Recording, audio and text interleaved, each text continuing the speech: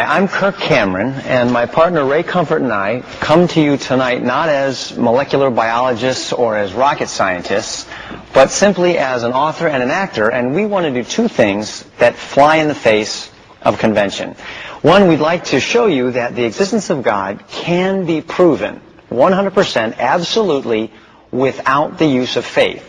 And secondly, as a former atheist myself, an evolutionist, I want to pull back the curtain and show that the number one reason many people do not believe in God is not because of a lack of evidence, but because of a theory that many scientists today consider to be a fairy tale for grown-ups. Thanks. I want to start off by thanking ABC, Kirk and Ray, and the audience for their participation and ears in a discussion of this magnitude. The Rational Response Squad was formed to respond to irrational claims, and the most widely held irrational claim our planet faces today are those offered by religion. Ray and Kirk have agreed to offer scientific proof that God exists without invoking faith or the Bible, and we're here to respond to those claims. When I look at a painting, how can I know there was a painter? Well, the painting is absolute 100% scientific proof there was a painter. You can't have a painting without a painter. I don't need faith to believe in a painter. All I need is eyes that can see and a brain that works. And as I said, you might say, well, that's not scientific. What you need is a controlled laboratory testing. It needs to be observed. Okay, we could put a dozen scientists in a laboratory and tell them to observe this painting, and I'm sure after a while they would come to the conclusion that there was a painter that painted the painting. We could repeat the experiment again and again, and they obviously come to the same conclusion. Why? Because the painting is absolute observable proof there was a painter. And exactly the same applies with the existence of God.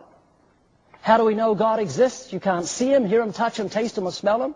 Well, creation is 100% scientific proof there was a creator. You cannot have a creation without a creator.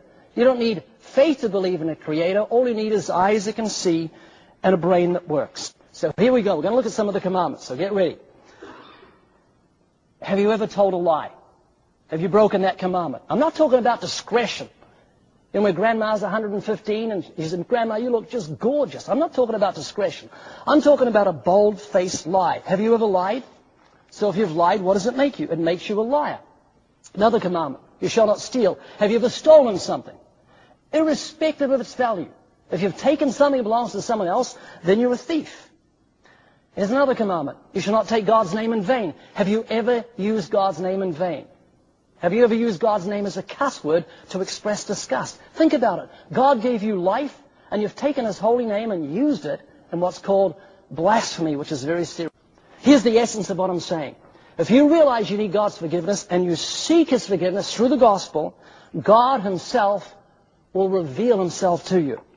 That is the ultimate proof. I'm not here to tell you why I don't believe God exists. I'm here to tell you why I believe he failed at his premise to prove that God exists scientifically without invoking the Bible. Most of us know that 10 Commandments are in the Bible, so we probably should leave the building right now. The 10 Commandments were used wholly here as part of his proof. However, he brings up some points. He says that we see this building, we know there was a builder. We see a painting, we know there was a painter.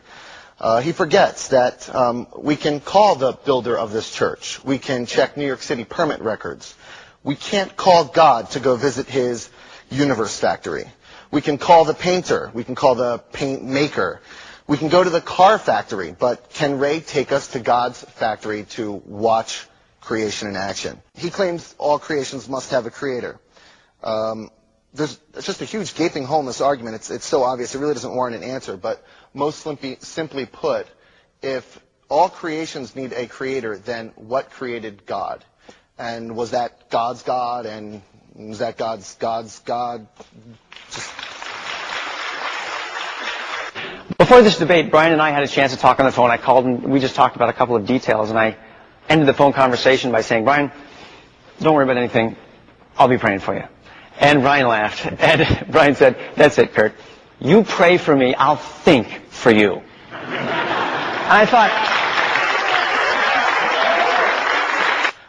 Science has a law. It's called the third law of thermodynamics, which shows us, and it's one of the most tested laws in science, that matter or energy can neither be created nor destroyed, that we always have the same amount of matter and energy. We could blow up this building, and while it would look completely different, there would be the exact same amount of matter and energy in the universe.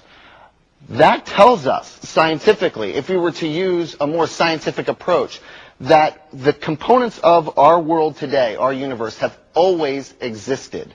And we have real science to lend credence to that. Knowing that, and knowing that the other side of the coin is to create something to explain it away. This is called, in logic terms, an argument from ignorance. Ray doesn't know what created the world, so he's made up a god to tell you that that is what's created the world. Knowing that we have these two options. One thing that we don't have any proof for, that we just make up, and another one that we have this scientific theory, this law actually, that's been tested over and over and over and has never been shown wrong. All signs point to the fact that the universe has just always existed and no God is needed to explain it. And if you're a philosophy buff, you would have heard of this term, Occam's razor. And Occam's razor tells us that the most simplest solution is the most plausible. And in this case, the simplest solution is no God. Okay, Brian, do you either want to respond to what he just said? No. You don't want to respond? No. Kirk, do you have anything to say? No, I think people can figure it out. But Brian's point that you have this philosophy about having a creator, but it breaks down at the point at which you talk about God, and that's fundamentally inconsistent with the argument that you're making. If you're going to keep going back to the beginning, you've got to go back all the way and say something's got to be infinite. You keep going back and saying, what made that? What made that? Well, the universe is infinite. But you're going to say, who made the universe? If nothing. If God can be infinite, why can't the universe be infinite? Well, we believe that God is infinite, that He dwells in eternity, and that He's revealed the fact that He has created the universe by speaking it into existence. But why can't the universe be infinite if God can be infinite? And you were supposed to bring scientific proof that that's exactly what happened to support your belief, but we haven't seen a shred of it. We've given you